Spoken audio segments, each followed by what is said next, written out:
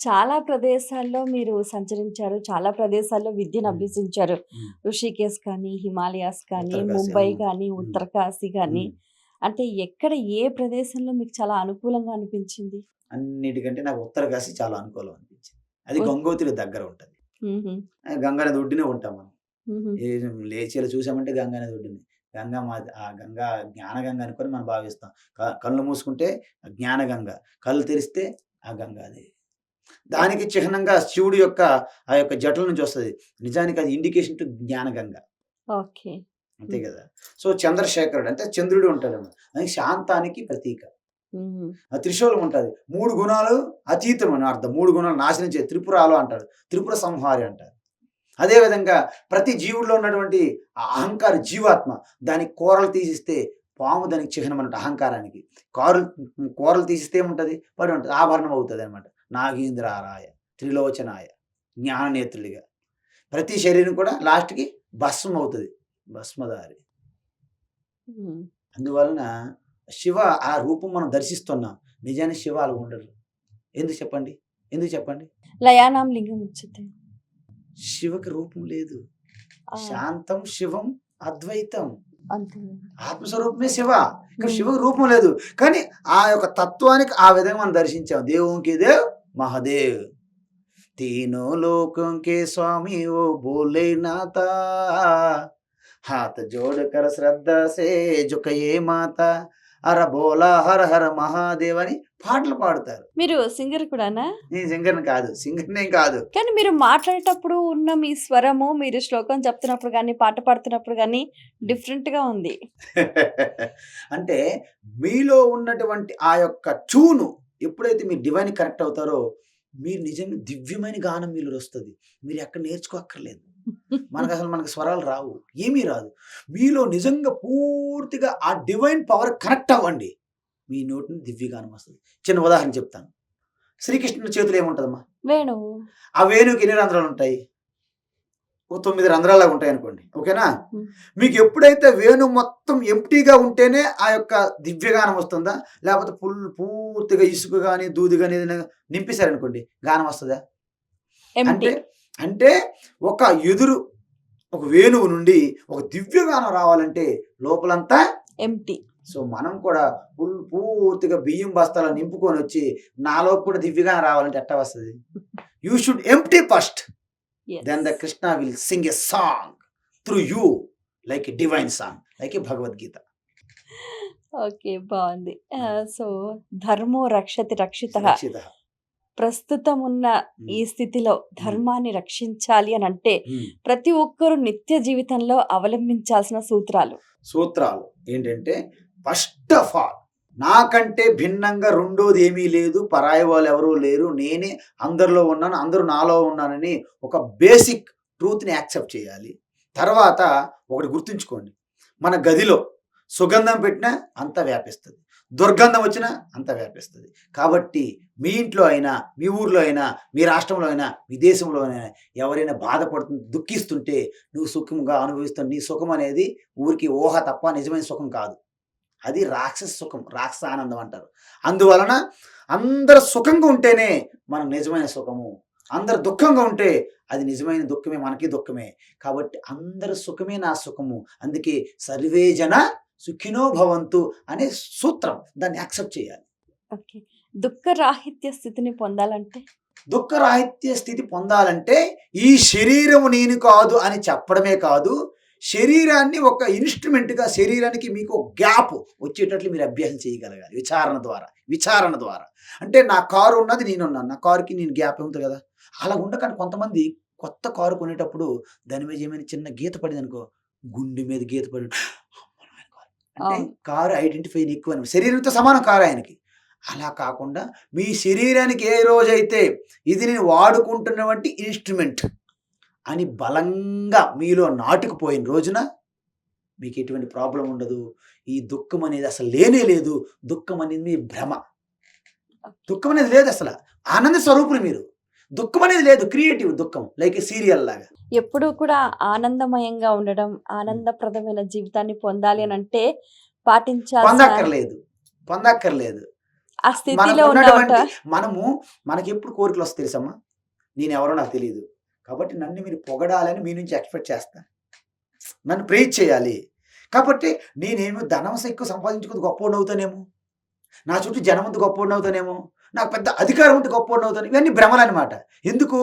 నీ స్వరూపం ఏదైతే ఉందో, ఈ బ్రహ్మాండాన్నంతటి శాసించే నియంత్రించే శక్తి నీలో ఉంది. బీజ రూపంలో. హ్మ్. అది తెలుసుకోకపోతే అర్థం ఏంటి? అజ్ఞానార్థం. అజ్ఞానం అనేది బీజం. దేనికి? కోరికలకి. కోరికలతో అన్నీ చేయాలని అడ్డదారిని వెళ్తావు. ఎందుకు?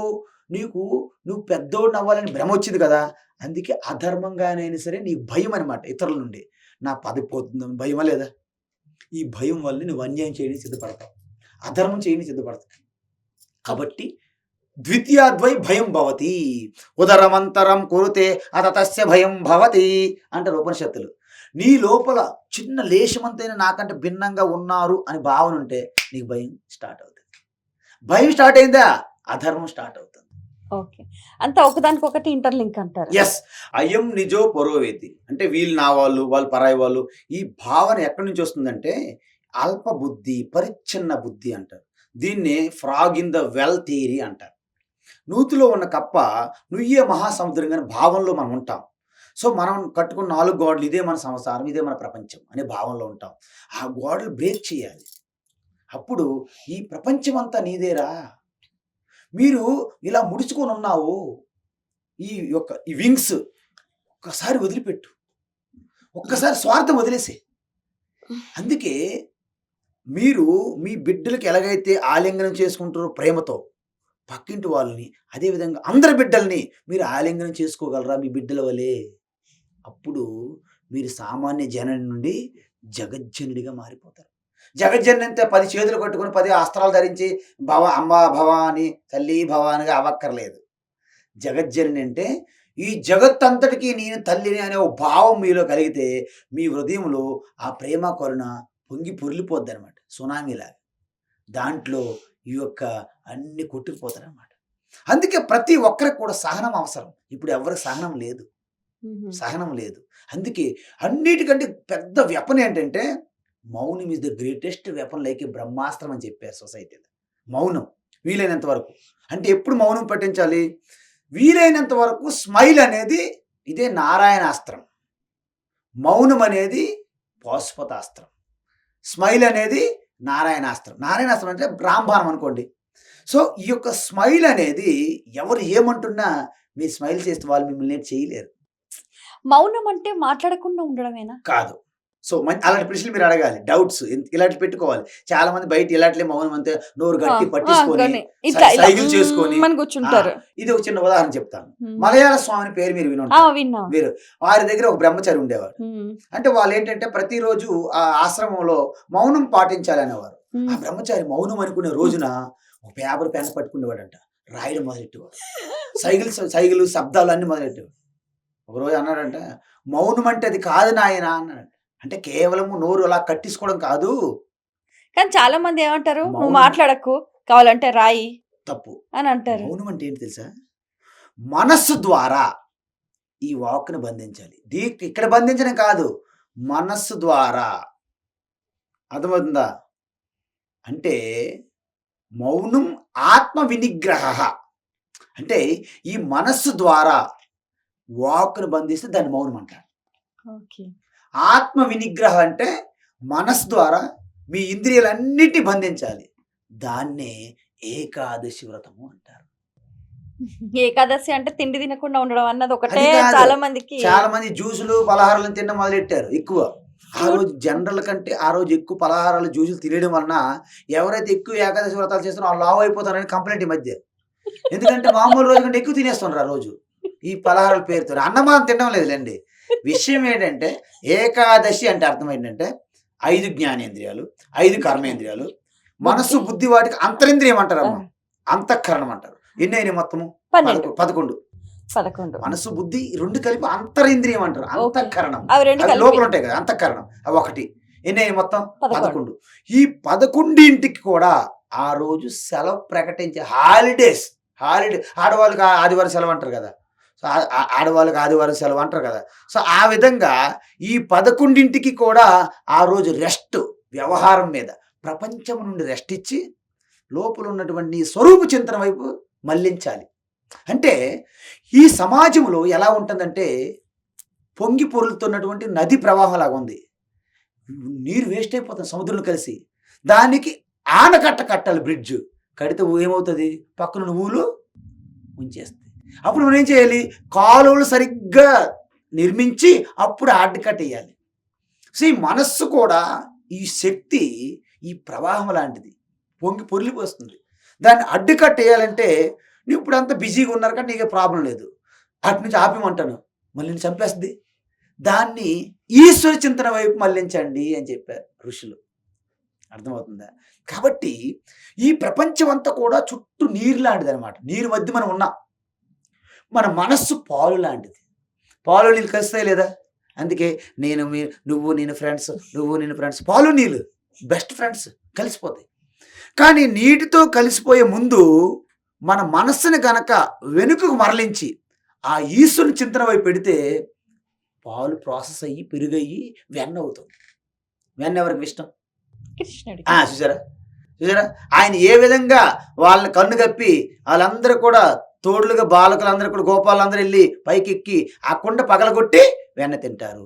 అంటే ఎప్పుడైతే సొసైటీ అని, సమాజం అనే ఈ నీటి నుండి వెనక్కి తిరిగి ఈ మనస్సుని మీరు వెన్నగా చేశారో, ఈ శరీరం అనే కుండ పగలగొట్టి ఈ మనస్సు అనే వెన్న తింటాడు గోపాలు కృష్ణుడు పరమాత్మ. అందుకే కృష్ణ అంటే అర్థం ఏంటి? దేవకి వసుదేవ పుత్రుడు మాత్రమే కాదు, ఇంకొక అర్థం ఉంది. కర్షతి ఆకర్షతి ఇది కృష్ణ. మీ లోపల ఉన్న శుద్ధ చైతన్యం వల్లనే మిమ్మల్ని మాట్లాడాలని నాకు ఆకర్షిస్తుంది. నాలో ఉన్న శుద్ధ చైతన్యమే మీకు వినాలని ఆకర్షిస్తుంది. సో మీలో కృష్ణ, నాలో కృష్ణే, అంతా కృష్ణే. కృష్ణమయం జగత్. కృష్ణం వందే జగద్గురు. కృష్ణమయం జగత్, కృష్ణం ముందే జగద్గురు. అందుకే వనమాలి మురళీధారి గోవర్ధన గిరివరదారి నిత నిత కరమాకన చోరి గోపీ మనహారి హరి సుందర నంద ముకుంద హరి నారాయణ హరి ఓం. అందువలన వనమాలి మురళీధారి గోవర్ధన గిరిధారి నిత నిత కర మాకన్ గోపి మనహారి. గోపిలోకి మనస్సుని హరిస్తుంది. ఎలాగా? ఎప్పుడైతే గోపికలు చాలా బిజీ అంట. ఏంటి తెలుసా? కృష్ణ మీద ధ్యానం.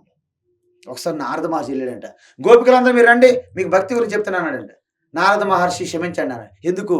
నీ భక్తి గురించి వినేటప్పుడు కృష్ణ మీద ధ్యాస నుండి మళ్ళీ బయటకు వచ్చేస్తే మనకు భయం వేస్తుంది, మేము కృష్ణ ధ్యాస నుంచి ఒక క్షణం కూడా ఉండలేము, కాబట్టి మీ భక్తి పాటలు వినడానికి ఒక టైం లేదన్నారంట.